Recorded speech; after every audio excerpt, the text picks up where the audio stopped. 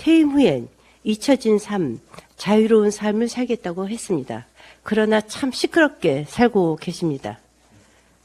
그는 대통령 후보 시절 탄핵당하고 경황 없이 청와대를 나온 박근혜 전 대통령이 반려견 세로미와 희망이 새끼 7마리를 두고 나온 것을 두고 버려진 진돗개가 안타깝다.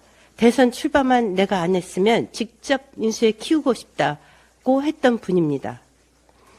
대통령이 되고 첫 회의에서는 우리 부부 식대와 개, 고양이 사료비는 내가 직접 부담하는 것이 맞다고 했습니다. 이쯤 되면 엄청난 애견인이자 공사가 분명한 분으로 보입니다.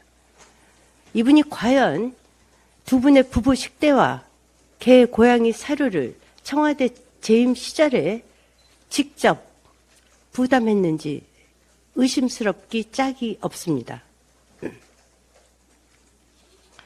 그런데 이런 분이 퇴임 6개월 만에 개 3마리 키우는 비용 250만 원을 정부가 주지 않는다는 이유로 송강이, 고미, 다온이를 파양해버렸습니다. 불과 6개월 만입니다. 이 뉴스는 BBC, CNN, 더 가디언, 로이터까지 보도해 해외 언론까지 대서특필해서 국가 망신을 자초했습니다.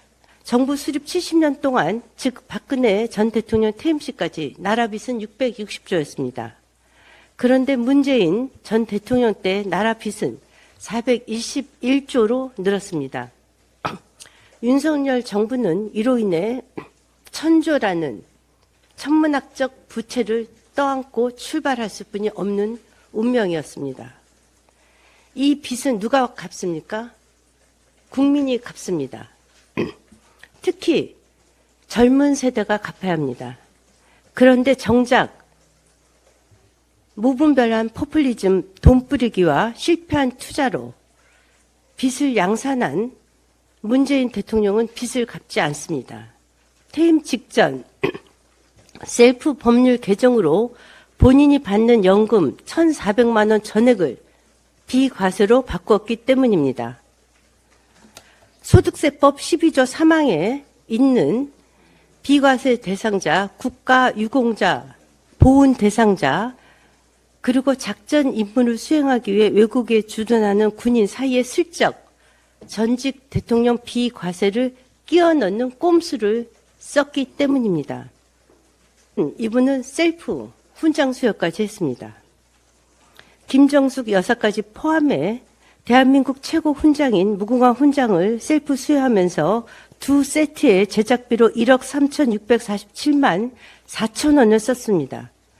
금과 은, 루비, 자수정으로 제작된 것으로서 안중근 의사, 김좌진 장군이 받은 건국 훈장, 대한민국장 1등급 제작비 172만 1천 원의 40배에 달하는 비용입니다. 그럼에도 불구하고 셀프 훈장 수여에 거침이 없었습니다.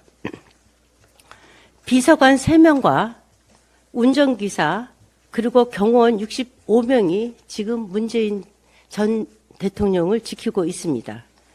사전은 1,000평이 넘습니다.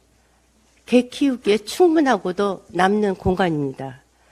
사저 옆 경호 부지 매입에 22억 원, 경호동 건축에 40억 원, 조경민 차폐시설 조성을 위해서 4억 원을 썼습니다. 심지어 연금은 매년 2억 6천만 원에서 3억 9,400만 원으로, 비서실 활동비는 7,200만 원에서 1억 4천만 원으로, 차량 유지비는 7,600만 원에서 1억 2,100만 원으로, 국외 여행비는 4,800만 원에서 8,500만 원으로, 민간 진료비는 1억 2천만 원으로, 간병비 지원비는 4,300만 원에서 8,700만 원으로 셀프 인상했습니다. 상상을 초월합니다. 재임 기간 동안 부인 김정숙 여사의 의상비와 장신구 비용은 공개조차 되고 있지 않습니다. 대통령 전용기를 타고 버킷리스트를 실현하기 위해 인도 타지마을 등 4억 원에 달하는 공짜 여행까지 했습니다. 이런 분에게 애국심과 양심을 기대하지 않겠습니다. 이분은 아마 대통령직이 로또 복권 당선으로 착각하셨던 것 같습니다. 그러나 분명한 것은 대한민국 국민이라면 누구든지 국민의 4대 의무인 납세 의무를 피해갈 수 없습니다.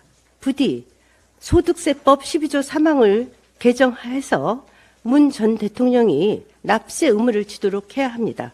그리고 젊은 세대들과 함께 빚 갚는 데 동참해야만 합니다. 그것이 최소한의 양심입니다.